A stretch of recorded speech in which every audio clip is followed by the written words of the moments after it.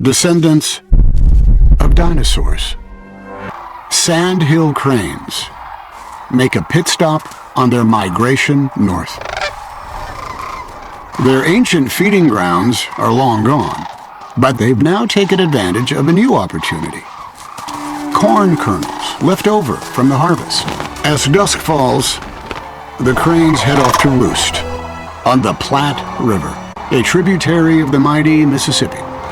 They can wade right out into midwater, so coyotes can't sneak up on them. They make do with the odd one that succumbed to the elements.